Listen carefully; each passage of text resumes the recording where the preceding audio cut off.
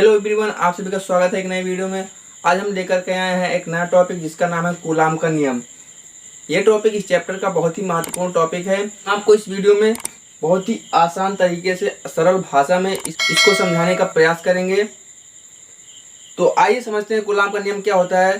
सबसे पहले कूलाम के नियम की डेफिनेशन आप लोग सुन लीजिए। किन्हीं दो बिंदुओं के बीच लगने वाला आकर्षण या प्रतिकर्षण बल उन दोनों बिंदु आवेशों के गुणनफल के समानुपाती व उनके बीच की दूरी के वर्ग के व्युत्क्रमानुपाती होता है। अब यहाँ पे दो पॉइंट है, आकर्षण या प्रतिकर्षण बल। यहाँ पे हमने बताया था कि जब समान प्रकार के आवेश रहेंगे उसमें प्रतिकर्षण बल लगेगा और विपरीत प्रकार के आवेश रहेंगे तो उसमें आकर्षण बल लगेगा। यानी अगर पॉजिटिव पॉजिटिव आवेश हैं, यानी Q1 आवेश पॉजिटिव है और Q2 आवेश नेगेटिव है, तो यहाँ पे क्या होगा, आकर्षण बल होगा। लेकिन यहीं पे अगर पॉजिटिव होगा, Q1 और Q2 आवेश पॉजिटिव होगा, तो यहाँ पर प्रतिकर्षण बल होगा। लगेगा बल ही लेकिन प्रतिकर्षण बल लगेगा। यहाँ पे मान ले रहे हैं Q1 आवेश पॉजिटिव है और Q2 आवेश नेगेटिव है। तो यहाँ पर डिफिनेशन में क्या बोला जा रहा है, दो बिंदुओं के बीच लगने वाला आकर्षण या फिर प्रतिकर्षण बल दोनों आवेशों के गुणनफल के समानुपाती व उनके बीच की दूरी के वर्ग के व्युत्क्रमानुपाती होते हैं। तो मान लीजिए इसकी जो दूरी है r है, Q1 और Q2 के बीच की दूरी r है। इसको थोड़ा बड़ा कर लेते हैं।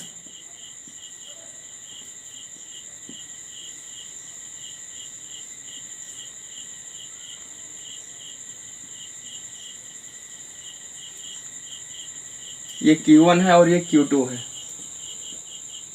और इनके बीच की दूरी जो है r है। मान लीजिए पॉजिटिव आवेश है, ये निगेटिव आवेश है, तो यहाँ पर इसमें आकर्षण बल लगेगा। अब कहा जा रहा है डेफिनेशन में कि दो बिंदुओं के बीच लगने वाला आकर्षण और प्रतिकर्षण बल दोनों आवेशों के गुणनफल के समानुपाती होगा। तो यहाँ पर हम और इसमें जो बल लगेगा F लगेगा। तो यहाँ पर बल जो होगा समानुपाती होगा Q1 इंटू Q2। अब दूसरे स्टेप में बोला जा रहा है कि वह उनके बीच की दूरी के वर्ग के व्युत्क्रमानुपाती होगा। तो बल क्या होगा, F व्युत्क्रमानुपाती 1/r²।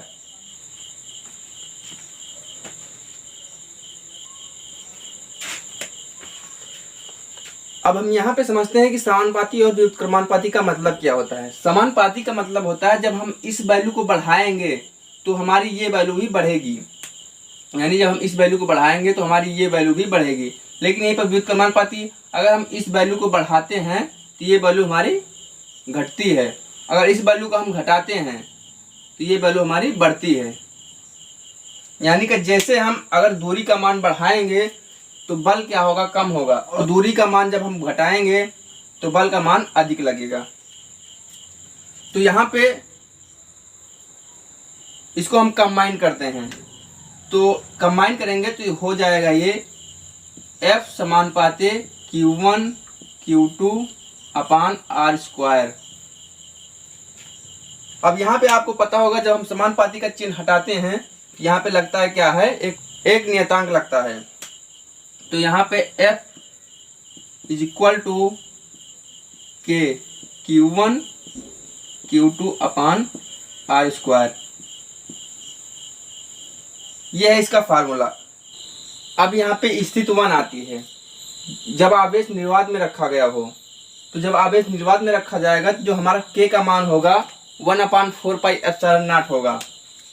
तो वहाँ पे हम यूज करेंगे K = 1/4πε0।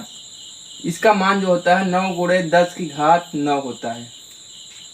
अब यहाँ पे फार्मूले पर इसका मान रखिए, F = 1/4πε0 Q1 Q2/r²।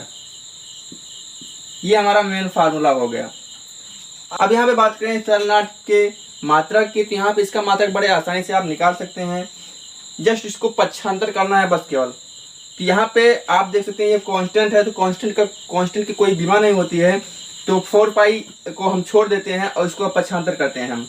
तो यहाँ पे क्या हो जाएगा, जब इसको पक्षांतर करेंगे तो F इंटू एप्सिलॉन नॉट हो जाएगा और equal to Q1 Q2 upon R square. अब हम इसको पक्षांतर करते हैं एफ को, तो epsilon not equal to Q1 Q2 upon F R square. अब सीधा सा आप जानते हैं कि Q का मात्रक क्या होता है, कूलाम होता है। तो यहाँ पे दो आवेश हैं तो कूलाम स्क्वायर हो जाएगा, कूलाम स्क्वायर अपान F का मात्रक न्यूटन होता है तो न्यूटन हो जाएगा, और R जो है दूरी है तो इसका मात्रक क्या होगा, मीटर होगा, स्क्वायर लगाए तो मीटर स्क्वायर। तो एप्सिलॉन नॉट का जो मात्रक होगा कूलाम स्क्वायर पर न्यूटन मीटर स्क्वायर, ये इसका मात्रक हो जाएगा।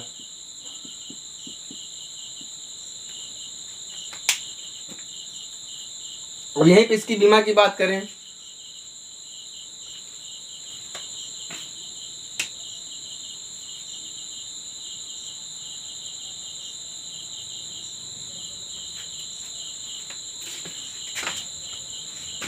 अब यहीं पे इसकी बीमा की बात करें तो इसकी बीमा क्या होगी, अब इसकी बीमा भी हम निकाल लेते हैं। तो नीचे थोड़ा जगह कम है इसलिए आपको दिखाई नहीं देगा, तो मैं इस तरफ लिख देता हूँ। तो इसकी जो बीमा होगी एप्सिलॉन नॉट की बीमा, तो आप पहले कूलाम आवेश की बीमा निकालिए। तो यहाँ पे जो आवेश की बीमा होती है AT होती है। आवेश बराबर सिंपल से क्या होता है, Q बराबर होता है I इंटू टी। तो I का जो मात्रक होगा, I की जो बीमा होगी A होगी और T की बीमा T होगी, तो इसका मात्रक क्या हो गया, सॉरी इसकी जो बीमा हो गई AT हो गई। तो हम Q की जगह पर AT लिख देंगे। यहाँ पर दो आवेश है Q1 Q2, तो यहाँ पर हम AT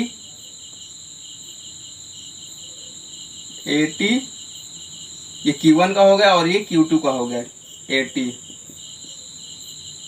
अपान बल की बीमा तो आप पढ़े होंगे MLT की पावर -2 होती है। तो यहाँ पे हम लिख देंगे MLT की पावर -2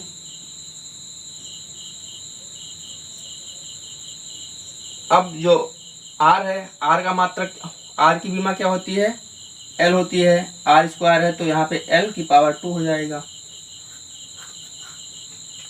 अब इसको हम कंबाइन करेंगे तो क्या होगा, A स्क्वायर T स्क्वायर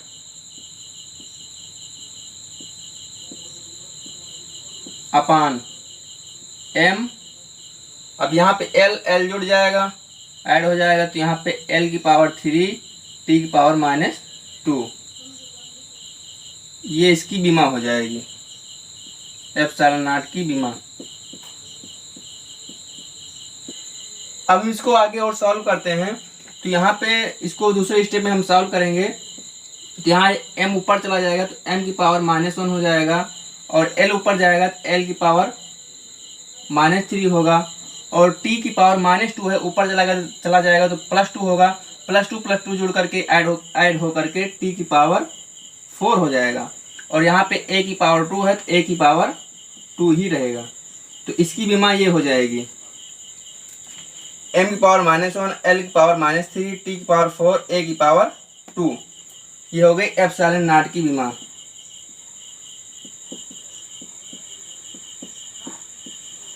अब आप इसको नोट कर सकते हैं।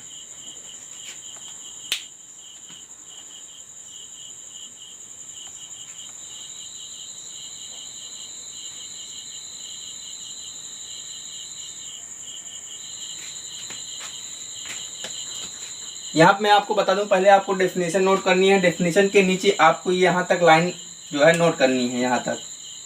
उसके बाद आपको स्टेज 1 स्थिति 1 को नोट करना है यहाँ तक। यहाँ तक जब आप नोट कर लेंगे, इसको आप डायग्राम बना लेंगे थोड़ा सा, और उसके नीचे आप इसको नोट करेंगे।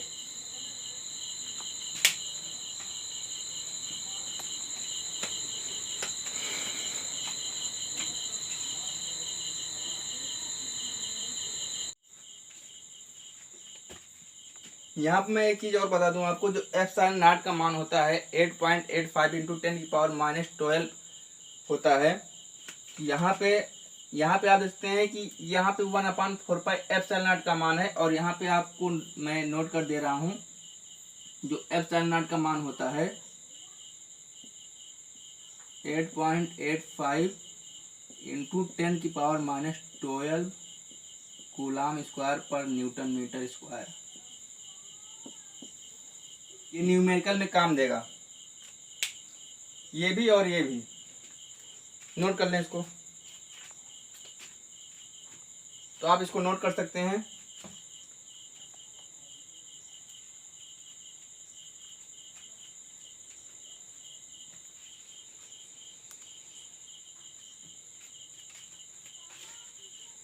अब इसके बाद जो एक छोटा सा टॉपिक आता है माध्यम का परावैद्युतांक, उसको पढ़ लेते हैं थोड़ा सा। तो इसको मिटा देते हैं।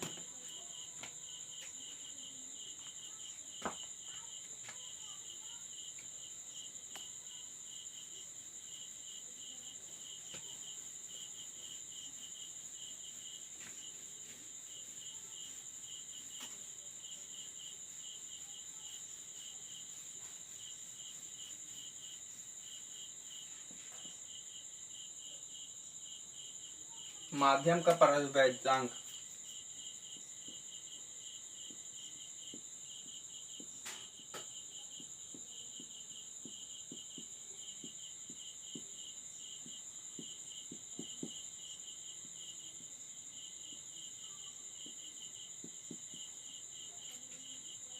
यहाँ पे मैं आपको एक चीज़ बता दूं कि आपको जो फिजिक्स की क्लास है प्ले लिस्ट में अलग मिल जाएंगी, और हिस्ट्री की क्लासें जो है प्ले लिस्ट में अलग मिलेंगी। आप जाकर के प्ले लिस्ट देख सकते हैं। यहाँ पे डेफिनेशन क्या हो जाएगी इसकी, किसी माध्यम की वैद्युतशीलता तथा निर्वात की वैद्युतशीलता के अनुपात को हम क्या कहते हैं, माध्यम का परावैद्युतांक कहते हैं। किसी माध्यम की जो वैद्युतशीलता होगी उसको हम एप्सिलॉन से डिनोट करते हैं, और जो माध्यम की जो निर्वात की वैद्युतशीलता होगी उसको हम एप्सिलॉन नॉट से डिनोट करते हैं। ये तो हो गए किसी माध्यम की, और ये क्या होगी, निर्वात की वैद्युतशीलता।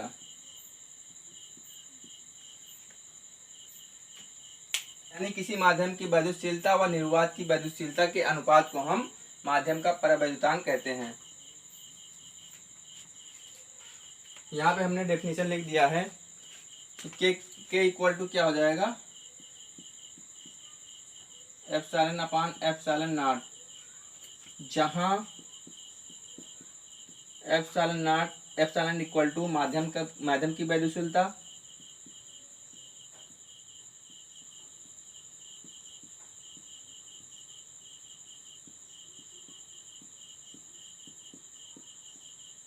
और एप्सिलॉन नॉट निर्वात की वैद्युतशीलता।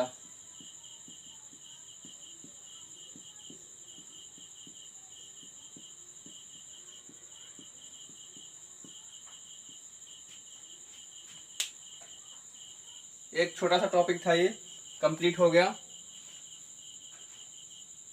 तो आई होप वीडियो आपको पसंद आई होगी। अगर आपको कोई डाउट हो तो आप कमेंट करके जरूर बताइएगा। मिलते हैं अगले नेक्स्ट वीडियो में अगले टॉपिक के साथ।